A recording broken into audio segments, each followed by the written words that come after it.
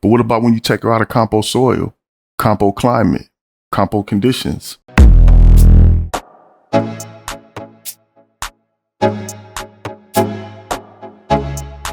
What up, what up, what up?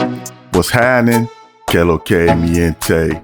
Welcome to Love, Purpose, and Passports. Hope all is well and all are passport ready, a passport getting ready. For those of you that don't know, I am Mr. Pro for you, living in Santo Domingo, Dominican Republic. Let's get right to it. So there's this beautiful flower called the Edelovvice. It grows in cold, rocky mountains, high altitudes with little oxygen and high winds. Sounds like treacherous conditions to me, but you would think that if this beautiful flower can thrive in those rough conditions, that better will make it easy for it to thrive even more. This is how we think. And it seems logical, but it's not always the case. So you mean to tell me that if I take this beautiful flower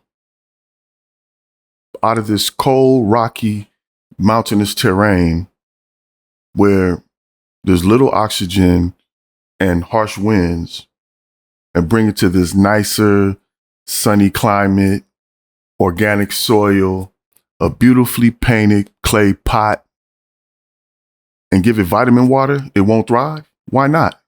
This flower will die without those harsh conditions.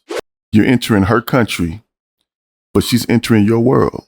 There are some types of women that if your world doesn't have these conditions, this climate, she won't thrive. And if you're not aware that this is the cause, your relationship won't grow and ultimately won't survive. Why? Because those conditions that you call harsh, they're not harsh to her. They're harsh to you. They're normal to her. Those conditions birthed, shaped, and molded her. They're home to her. And this analogy isn't about dysfunction. Just like the Edelovvice only grows in harsh mountainous conditions, some flowers only grow in scorching desert. Some only in tropical conditions. Some adapt to new environments seamlessly. That's what it's about. It's about adaptation, and that it can be very challenging for her. It's also for you to be aware that what you call better doesn't always get better results. You come from different cultures, and most of the time, different socioeconomic backgrounds. For example, I hear a lot of guys say, get you a woman from the campo. That's where the good ones are. So you go to the campo, and there she is. Just like they said, exactly what they said she would be. Exactly what you've been looking for. She's perfect. But what about when you take her out of compo soil, compo climate, compo conditions? And I don't necessarily mean taking her to the States. You could be taking her from the campo to Piantini. You don't know what kind of problems she's going to have adapting, or if she'll even be able to adapt. You may even find along the way that she's not even willing to adapt. So am I saying that it's better to not upgrade your woman's living conditions and for you to just downgrade yours and move to the campo? I'm not saying that. That's for you to decide. But I am saying to be aware that when she's thrust into this new space, she's a fish out of water. She may be a good woman, but now she's gone from being a big fish in a small pond to feeling like a small fish in a new ocean.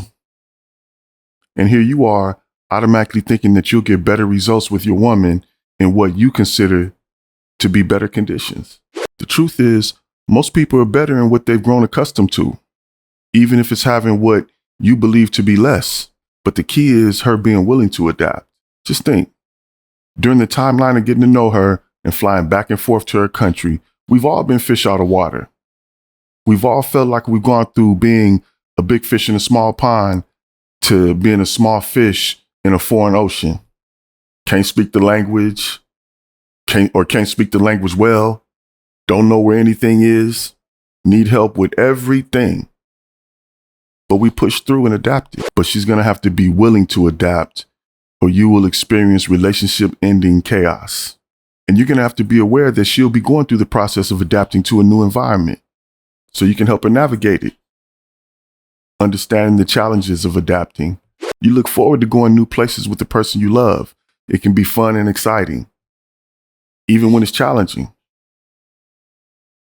You should both look forward to going new places in your relationship, even when it's challenging. It's part of the process. And like my pops used to say, enjoy the journey. Love, purpose, and passports. Peace.